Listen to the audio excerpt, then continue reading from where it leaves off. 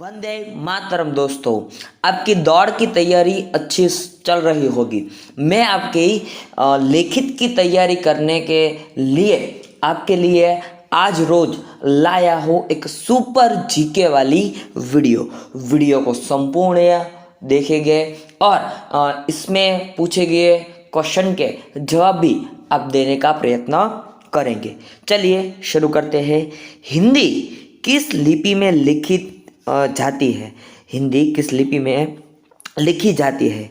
तो याद रखिएगा, देवनागरी लिपि में हिंदी लिखी जाती है। यहाँ पे हमें एक्सप्लेनेशन समझूती भी दी गई है। हिंदी देवनागरी लिपि में लिखी जाती है। दूसरा क्वेश्चन है, निम्नलिखित में से प्राचीन भारत में कौन सी लिपि दाई और से बाई और लिखी जाती थी? यहाँ पे हमें क्वेश्चन पूछा गया है, प्राचीन भारत में कौन सी लिपि ऐसी थी जो दाई और से बाई और लिखी जाती थी? और इसका सही आंसर कौन सा है मित्रों? यस, आपको पता होना चाहिए। यहाँ पे हमें आंसर मिल गया है, खरोष्टी लिपि जो दाई और से बाई और लिखी जाती थी। ब्राह्मी लिपि को किसने स्पष्ट किया था? यहाँ पे थोड़ी टाइपिंग मिस्टेक हो सकती है मित्रों। ब्राह्मी लिपि को किसने स्पष्ट किया था?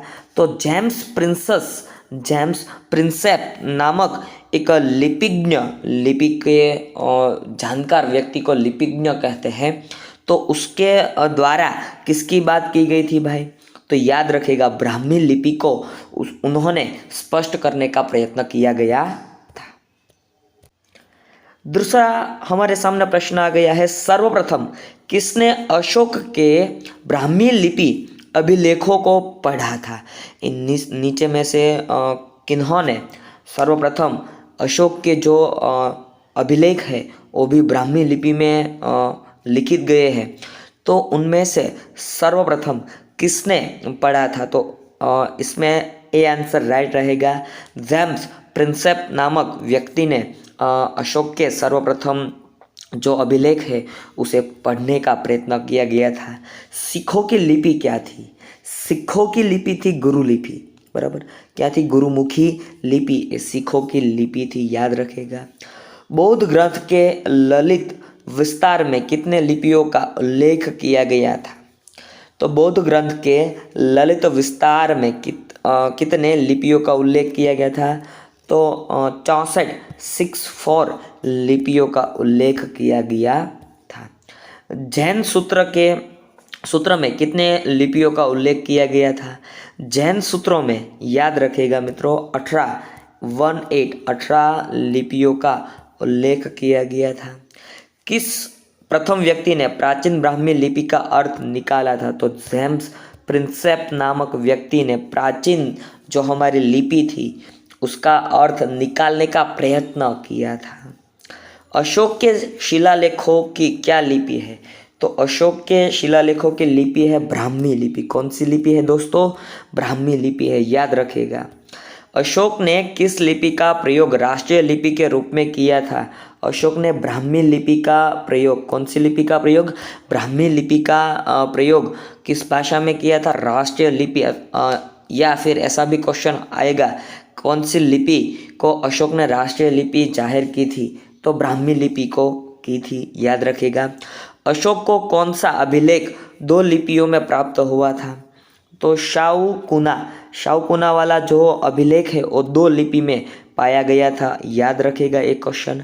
अशोक का मानसेहरा तथा शाहबाजगढ़ी अभिलेख किस लिपि में है? तो वो दोनों अभिलेख खरोष्टी लिपि में है, याद रखेगा। कौन सी लिपि में है? खरोष्टी लिपि में है। भारत की सर्वाधिक प्राचीन लिपि कौन सी है? भारत की सर्वाधिक प्राचीन लिपि माने तो ब्राह्मी लिपि है। कौन सी लिपि है? ब्राह्मी लिपि है। पंजाबी भाषा किस लिपि में लिखित जाती है? तो वो गुरुमुखी लिपि में लिखित जाती है भाई। कौन सी लिपि में? गुरुमुखी लिपि में लिखी जाती है। कौन सी लिपि आधुनिक देवनागरी का प्राचीन रूप है? तो याद रखेगा मित्रों, ब्राह्मी लिपि है ना, वो देवनागरी का प्राचीन रूप है, याद रखेगा। किस लिपि को सभी लिपियों का जन्मदाता कहा जाता है? सभी लिपियों की जन्मदाता लिपि हो तो ब्राह्मी लिपि हो।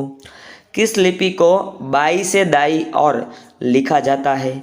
किस लिपि को मित्रों बाई से दाई और लिखा जाता है? तो अभी हमें बात की ब्राह्मी लिपि को बाई से दाई और लिखा जाता है। किस काल की लिपि को चित्राक्षर लिपि कहा जाता है? तो सिंधु काल की जो लिपि थी ना, उसे मित्रों कौन सा कहा जाता है? चित्राक्षर लिपि कहा जाता है। आपको वीडियो पसंद आए तो मेरे आर्मी की तैयारी करने वाले दोस्तों तक, हमारे भविष्य के आर्मी वीरों तक, अग्निवीरों तक ये वीडियो अवश्य पहुंचाइए। फिर मिलेंगे। जय हिंद, जय भारत, वंदे मातरम दोस्तों।